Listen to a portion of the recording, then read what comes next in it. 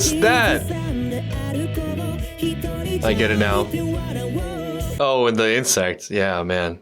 Dark. I think when I first saw the cocoon sequence, I thought it was an analog to Mammo's flower thing, right? Like if you blossom, then that's when you're at most risk of getting plucked. Do you dare to spread your wings out of your cocoon? Turns out that the insect symbolism applies to Suirei in a different way of like, I don't make it, but my lineage does, and eating your own kind for survival or advancement of an aim. I mean, there's a bunch of stuff in there. But considerations of what do the insects mean aside, it does seem to me that Suirei is sort of like a dark, warped, possible future version of Mammo, or like another iteration of that challenge, because she also was struggling with identity. She also was playing the quiet role, but chose to spread her wings. But it doesn't feel good. It's not exactly like Mammo blossoming. She's an interesting mixed bag in that way, because I think I would say it's more honest. It's more who she is. She's not turning a blind eye to things she knows are wrong. She takes an active role in her own life. These are things that are really admirable in the right context. At the same time, she manages to feel kind of warped and kind of off. Not heroic, heroinic, but even if this is just subconscious, I feel like this is relevant in kind of a scary way for Mammo, because it's like, oh, you see, this is what happens. They're both dancing on roofs. Like, I don't think I'm fully hitting the extent of the similarities there. The aftermath. I guess this fortress is just ours now. For the kingdom, for the emperor. Episode 48. The beginning. Beginning of what? Your friend did this for like no reason. That's a terrible stitching job. Yeah.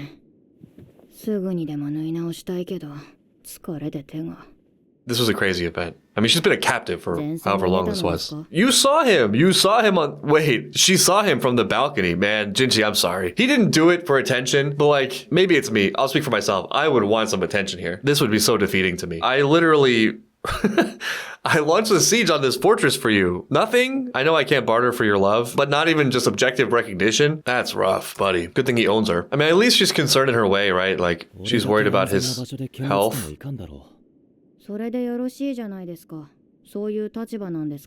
He's got skin in the game, and I respect it.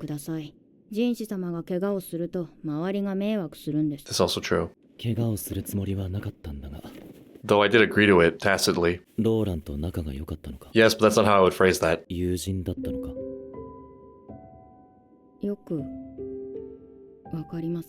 There's some unanswered questions. It's so confusing. Yeah. I think that it was largely genuine. It was genuine in all the ways that didn't matter for the ruse, right? Like her name, her role, those were all lies because that was essential to her mission. Everything else was just like her spending time with Mammo and Xiaolan. Lulan was the mask. What's Xiaolan gonna think about this? Do we tell her? We should tell her. It actually felt like life. And Mammo had friends, which she's not really that used to. There's a lot to unpack, to be fair. There's a lot in there. It may not be over, though. There may still be time to understand.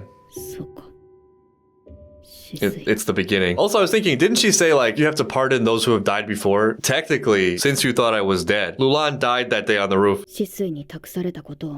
We gotta save the kids. The interpretations on Shisui get so much worse or better depending on what happens to the kids.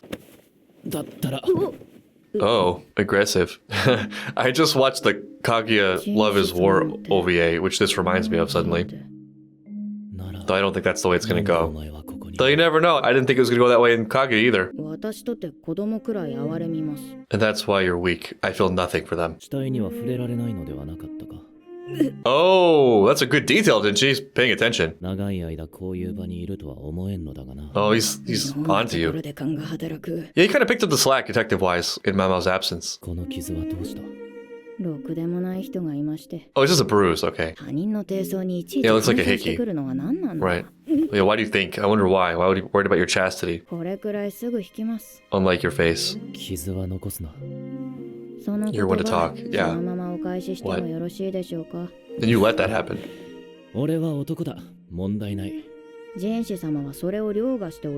Oh, that's the nicest thing she's ever said to him. You're so much more than a man to me. There we go. At least there's something. To Jinji's credit, he's taking this in stride. He came in here with no expectations, which is honorable. He's a better man than me, honestly. Like, I did all this. I launched an invasion on this fortress and conquered it on the front lines. I blocked a bullet with my sword. I've done so much for you, Mammo. I've done so much. We fell into a cave that one time. It was a 50-meter fall and I was carrying you and neither of us were injured. Is it not even impressive? Like, there's nothing. There's no registration at all of even surprise surprised that I'm able to do this. He's cool as a cucumber, I guess, because, you know, at least he has some time with her. It's weird to think about. He's caught in a little loop here, a trap perhaps, because one of the reasons he may be interested in Mammo in the first place is because of her indifference to him. So she's indifferent, therefore he likes her, so therefore he wants attention from her, but she's indifferent. The very thing that can cure you is the same thing making you ill.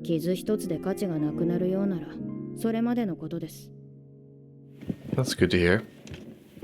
As someone who just got scarred. Maybe this is the beginning of their relationship.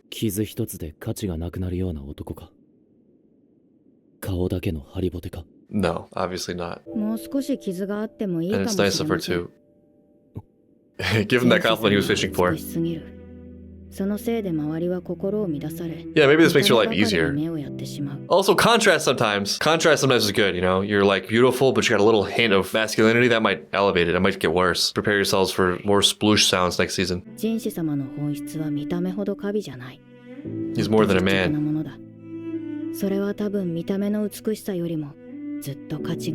This is nice. He's appreciating his actual qualities. Absolutely. He took that smoothly. He's so touched. He wasn't expecting it. He couldn't demand it, but it was something. Oh, she really cannot read this.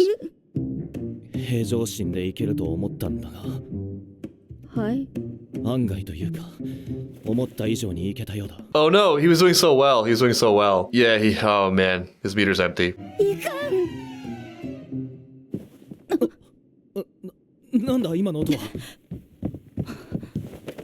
Oh, saved by the kid. Oh yeah, actually, come to think of it, that's kind of weird. Here? Okay, that's great news.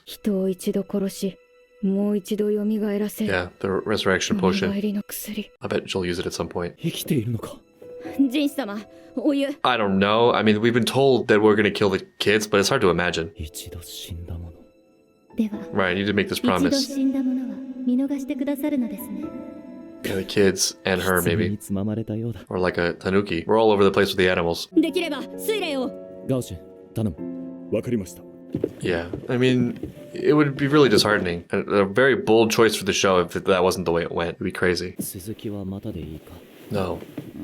He blew it. It was so good. It was going so well, and then he just like, I don't know. He has a way of shooting himself in the foot. That gun that backfired is a metaphor for Jinshi's love. She died once too. I'm definitely missing something. I don't understand why Suiren's getting so much leniency. Suire, sorry. Like, everybody involved will die and be put to death, except for the lady who actually tried to kill me directly, in that there were real actions that took place, not just conspiracy and plot. I think what makes it difficult to fathom, and otherwise I probably wouldn't think anything of it, like, okay, whatever, we're being merciful, is how severe it's been established to be on anyone related, right? Like, to the point where it's possible you're enacting capital punishment on children, and then, like, the actual adult woman who tried to kill you is okay. Maybe it's ancestry, but even then, it's like, it's a lot. A new day. The beginning. That whole fort invasion thing was wild. It was so crazy.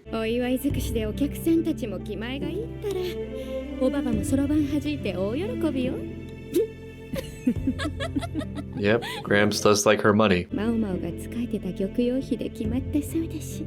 That's how it looks. Yeah, there he is. Wow, the possible future emperor, as long as nothing goes wrong. Yeah, I mean, he's great. Yes. There was not enough Mammo the cat this season. Yes, it's only natural. And I'm glad the doctor gets to keep his job too. They just like him. That's what that is. Imagine the paperwork of this. Yeah. You gotta outsource this, man. You can outsource this. Interesting.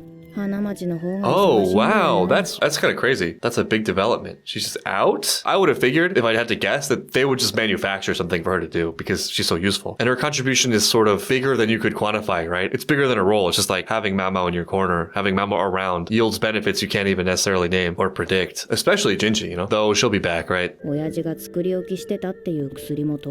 She's in and out of that place. Hey, look who it is. あの後、子供たちは5人とも蘇った。Oh, actually, on second thought, you brought them here? I don't know if this is okay. 薬はまだ実験の I guess it depends on the kind of treatment and love they receive. 他の子供たちは皆名前を変えて生かされることになった。That's a future arc there. 先に目覚めた子供 The true descendants of the She 元 clan. 上級妃のアードー様が4人とも引き受けてくれたらしい。 Maybe a request from Jinshi. そして水霊も。 Oh, wow. This is real mercy. 何より先手の血筋だ。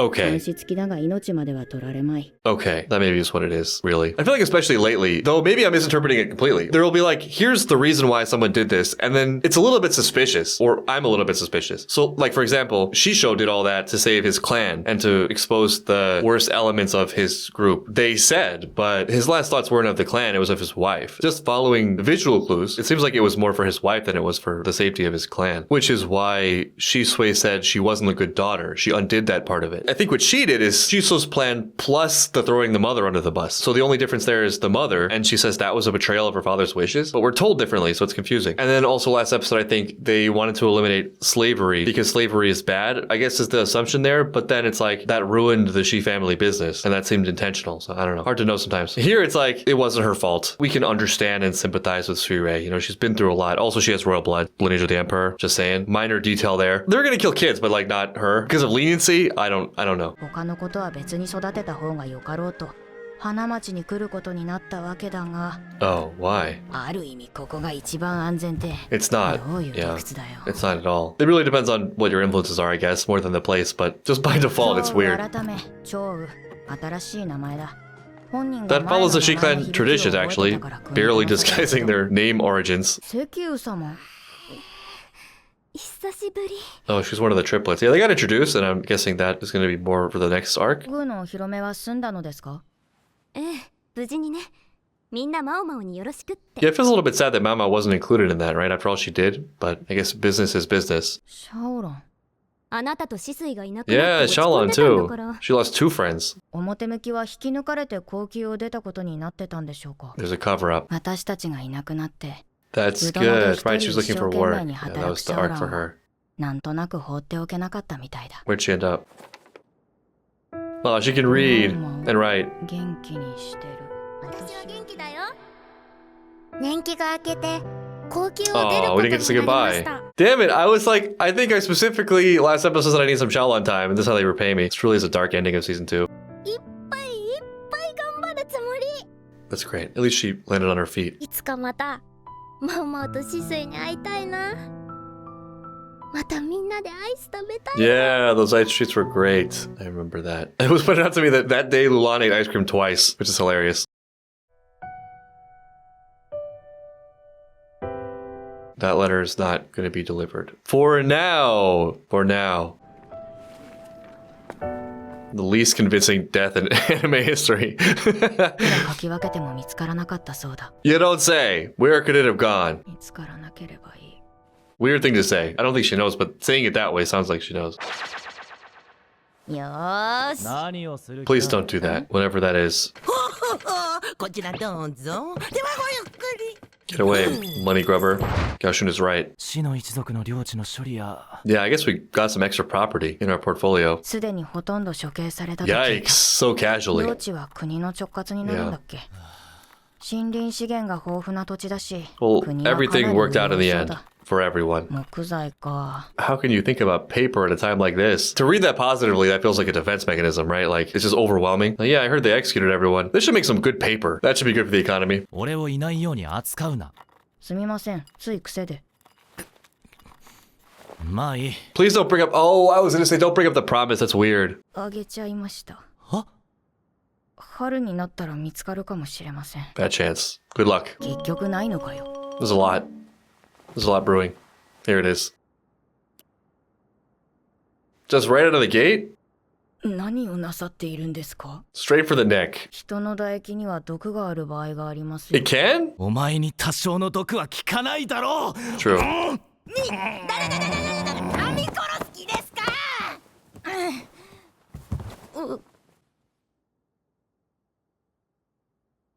そうしたい気分にもなる。 We know you do. やっぱり綺麗だな She's admiring the stitch quality. 毒を溜めているのか。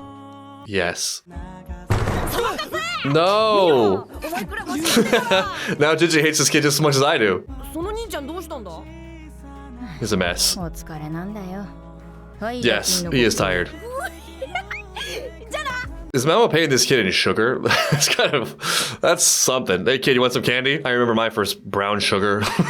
お疲れのようですし、 He is tired. 枕はこれを使う。 It's so clumsy. 足がしびれるな。 This is warmth from Mamo though, just the way she's handling this in her way. Well, I think what we can say at least is that we ended season 2 a lot closer than we started it. There's been a lot of development for them. Mamo in her very reluctant kind of cold way, but just if you spend time with Mamo, there's like real cold and like warm cold. And there's a lot of warm cold going on. おじさん Oh, it's gotta be her. How much for this? セミ How much for this hairpin? I'll trade you for it. おい、商品だ。冷やかしはやめてくれよ。 It's terrible 買 salesmanship. うのかい？お金あんまりないな I do have this pin though. This silver royal pin. どう嬢ちゃん、こいつをどこ I'll give you one of the jade cicadas. One.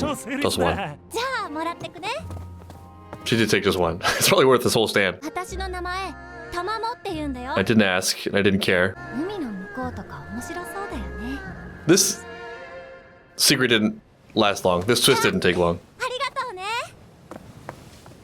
I hope she lives free and happy and her true self, which it seems like she is. I mean, this is more Shisui than it is Lulan, right? That scene probably would have been a lot more impactful if, like, I had any suspicion that she was really dead. Wow, so that's season 2. It was not at all what I expected. I think the scale of it is a lot bigger, which is exciting. Not that it needs to, not that shows are always better with increased scale. I mean, I think that's a trap that some of the movies fall into, right? Like every additional sequel, you gotta raise the scale of it, which like doesn't necessarily make it better. But I think it is really cool here because it's like, oh, we have this tool in our arsenal and we're prepared to maybe go outside of the gates. You know, we're not doing this contained thing in the palace. You know, follow me for a day of my life in the Lotus Pavilion. There's actual Imperial stuff going on. We had an actual honest to God battle. I won't call it a war. The kidnapping thing and taking her out of the palace and that whole arc, getting to know the Shi clan, that was very unexpected and a nice surprise and like change of feel. While also, I think, not being just self-contained, I think it does a lot for the ongoing storyline and world building, where this season we got a lot of insight on the current Imperial system and its history. I think I predicted that season 2 would be more Jinshi focused, or it would be his backstory, and that is true, but in maybe a more expansive way than I expected, because it's not really like the past through the lens of Jinshi or as it pertains to Jinshi. That is just true as a consequence of exploring this whole thing in relation to this long-going war and like this generational legacy, both good and bad, and explains a lot about where things are, and also I think feels like there's a lot to be built off of. I also like that Shisui, while being a very interesting character, hits a similar note with what I think is one of the main considerations or deliberations with Mao Mao and one of the central questions of the show. And I have a feeling like in hindsight down the road, this incident is going to be more noticeably relevant to Mao Mao and her development, and maybe in more than one way too, right? Like also the friendship, you know, like even she said this season, I think that Shalan was someone she used to get information out of, but she's kind of coming into herself as a person that relates to others. We know she's been sort of shut down because that's safe, but here she's coming out of her shell. But it's complex because also Shisei came out of her shell and so many mixed emotions there. Like it's not all good, right? It was dangerous. She got shot, they thought. So it hits a kind of resonant note with the rest of what's going on and what I think has been central to the show from the beginning. I think you also have really great character development stuff with Lacan. Lacan, you know, much more likable when you see him in action. This is the greatest tactical maneuver since wiping your greasy chicken fingers on someone else's hat. That chicken hat guy is just irrelevant. Like he never came back in the show. Lacan apparently just eliminated him with that move. Jinshi, I agree, like more likable as a man and still just so clumsy. Now, like what makes that more tolerable though, and I think adds to positive character development or likable character development, is that backstory of the palace of like, yeah, this place is weird and it's dark and he's just not equipped. He just doesn't know what he's doing. He's innocent. In the assessment of that, I think that's on the more forgivable side of the consideration. You know, like he's just hopeless. And with the Jinshi development, it's exciting to think about what we can do with future seasons and with him and with Mamo and their relationship. Now that the cat's out of the bag, right? We know who he really is, and now we are confidants in a sense. And also we're sort of establishing, maybe for the first time, an actual relationship that isn't one of like ownership or forced indentured servitude, which is kind of weird for a romance. Now he's just visiting her in a public place. So their destinies are linked.